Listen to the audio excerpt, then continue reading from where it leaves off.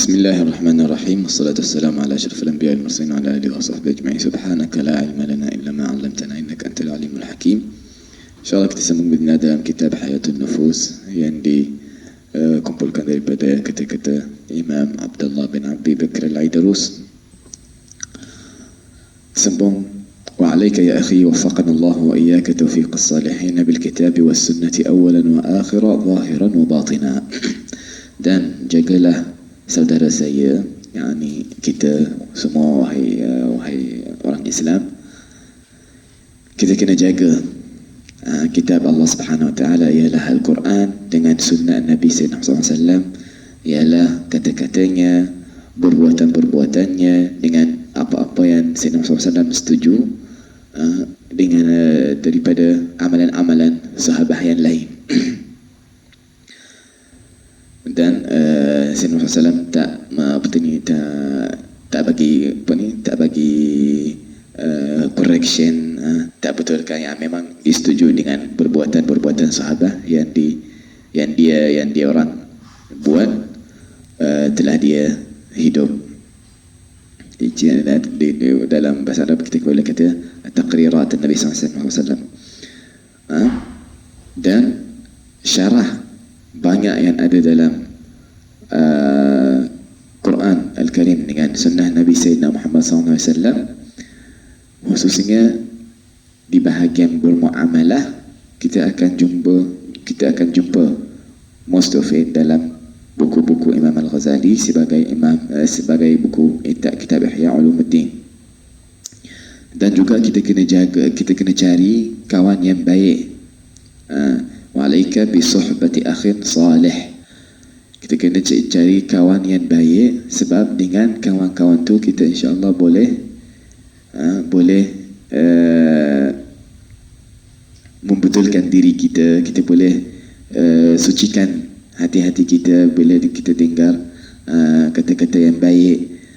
Bila kita berkumpul bersama orang-orang yang baik, orang akhlaknya yang tinggi, kita akan perbaiki diri kita bila kita duduk bersama orang-orang yang salih.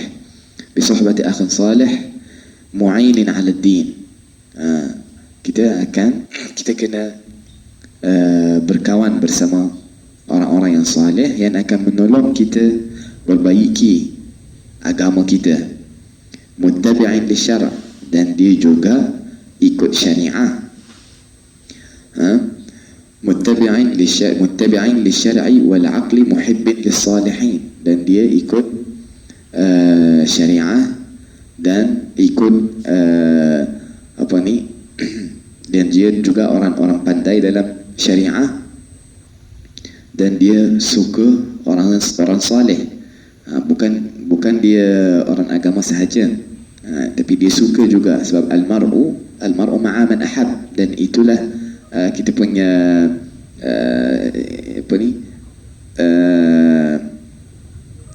connection antara ummah yang last zaman kita ni dengan ummah yang dahulu, zaman sahabat, zaman tabi'in. Koneksi antara kita ialah bersama bila kita suka mereka. Fal mar'u, macam disebut dalam satu hadis, al mar'u ma'a man ahab. Mereka ni akan dikumpulkan bersama orang yang disuka. Kalau kita suka orang-orang yang saleh, kita akan berkumpul bersama mereka. Kalau kita suka orang yang lain, wal'iyadzubillah, kita akan dikumpulkan bersama kumpulan yang tersebut tu. Kita kena cari siapa yang kita nak letak dalam hati kita ni. Muhibbin lis-salihina, muhibbin lillahi ta'ala wa li rasulih. Disuka orang saleh, disuka Allah Subhanahu Wa Taala, suka nabinya. Wa bi ihya alayka akhi ihya ma bain al-isha'ain. Kita kena menghidupkan masa antara maghrib dan isya, menghidupkan dalam ibadah, membaca Quran, salat, zikir, apa-apa boleh, daripada ibadah-ibadah yang kita boleh buat. Wa bid-duha 12 rak'ah. Yang masyhur duha ada 8 rakaat. Tapi ada setengah riwayat yang lain, riwayat hadis yang lain, salat duha ni memang 12 rakaat, dan ada khilaf antara fuqaha, antara orang-orang fikih, ulama-ulama fikih, mana yang betul. Tetapi untuk kita, kalau kita tak nak jadi sakit kepala, kita boleh sembahyang terus 12 rakaat.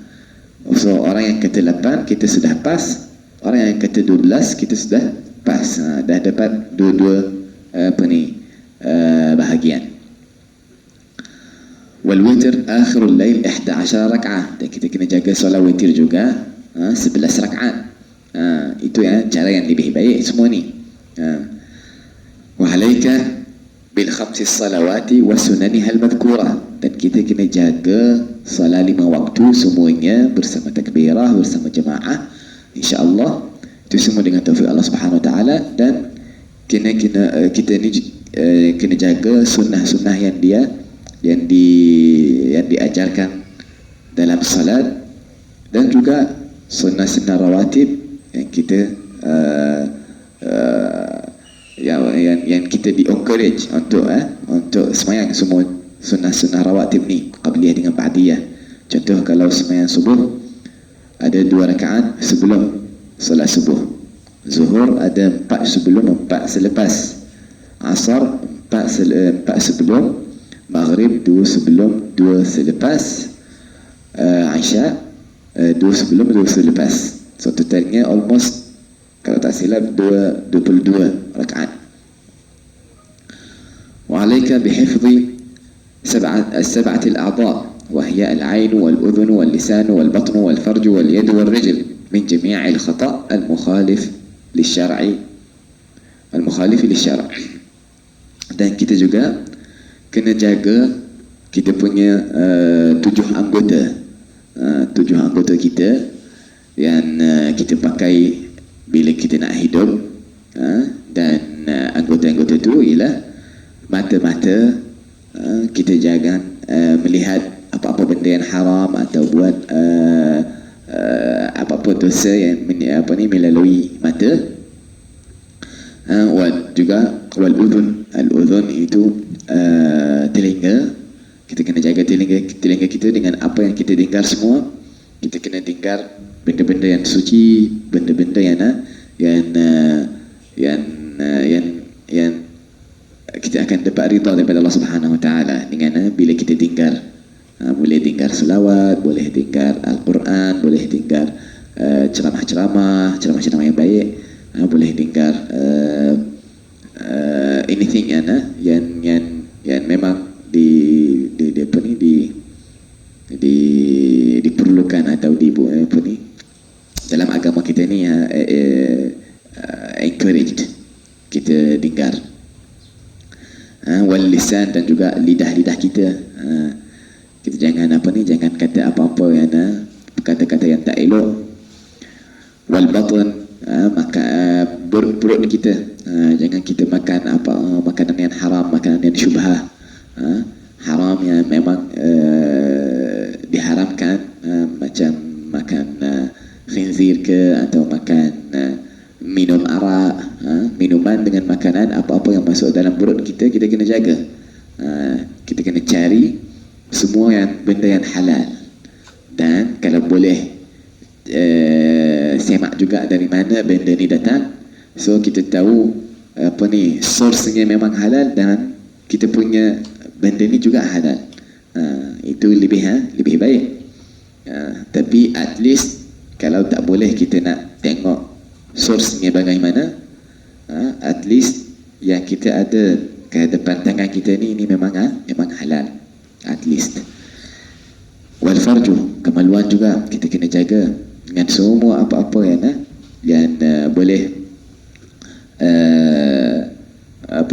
menangkap syahwah atau ini benda-benda yang sebagai itu, kita kena jauhkan diri daripadanya. Bukan macam disebut dalam Al-Quran, memang banyak-banyak dosa-dosa yang disebut dalam Al-Quran, dan Allah SWT suruh kita menjauhkan diri dari membuat semua benda-benda tu.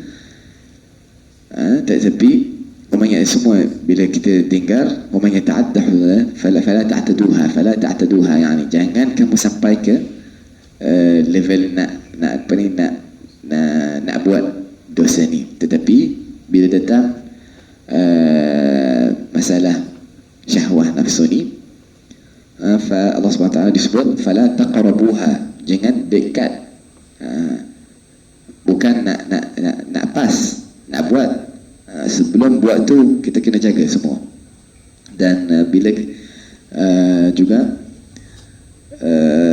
dalam maksiat dosa-dosa kemaluan ni, kalau kita nak tengok semua dosa-dosa yang lain, contoh mencuri memang kita akan plan dulu, kita kena pergi nak tengok situasi, tengok keadaan, bila waktu yang best waktu kita nak curi. Contoh study bagaimana, di mana saya pun nak masuk, bagaimana saya boleh lock pintu duit ni, bagaimana saya boleh angkat semua tu. Dia orang yang nak curi ni dia study everything sebelum dia masuk. Masa dia nak study tu, itu semua tidak akan dikira dosa lagi. Itu planning, dia ada niat, tapi dia belum curi lagi, so tak ada dosa. Mungkin dia nanti akan bertaubat sebelum dia buat dosanya dan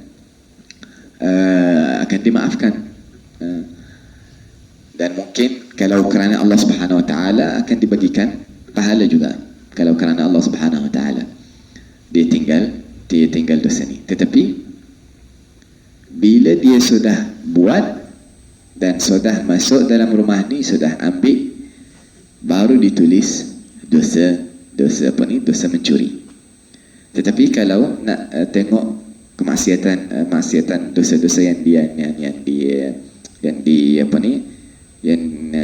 kita akan dapat dosa tu daripada kemeluan-kemeluan. Dari mula-mulanya nak fikir sahaja. Allah SWT suruh kita jangan.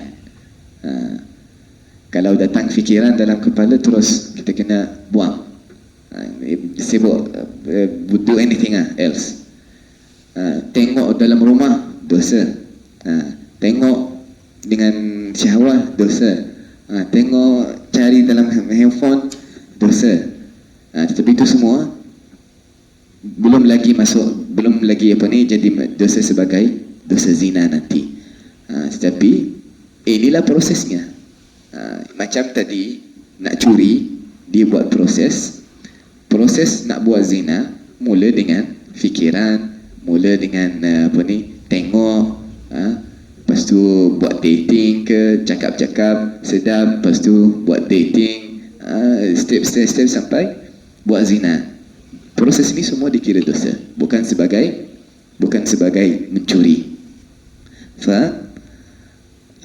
Itu untuk menjaga kita punya hormat kita. Kita kalau nak berkahwin, so terus pergi kahwin, jangan ikut laluan-laluan yang lain.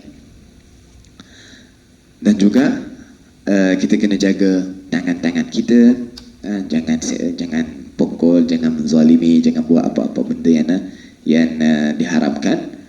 Dan akhirnya kaki kita, jangan jalan untuk membuat apa-apa dosa.